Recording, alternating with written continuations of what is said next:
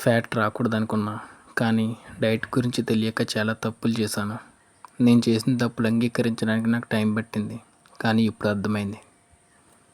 ఈ అద్దంలో నా బాడీ కంటే నాకు ఎక్కువగా నా తప్పులే కనపడుతున్నాయి. ఈసారి మళ్ళీ ఓడిపోవడం లేదు. నేను నన్నే మార్చుకుంటా.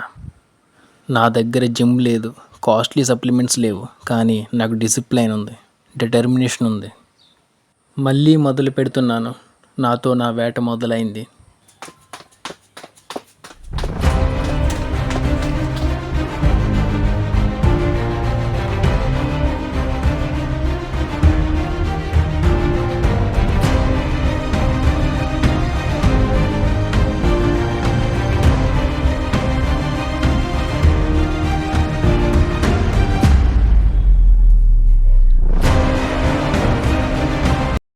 ఈసారి నేను నన్నే గెలిపించుకుంటున్నా. మీరు కూడా నా ప్రయాణంలో భాగం అవ్వండి. మనం కలిసి మారదాం.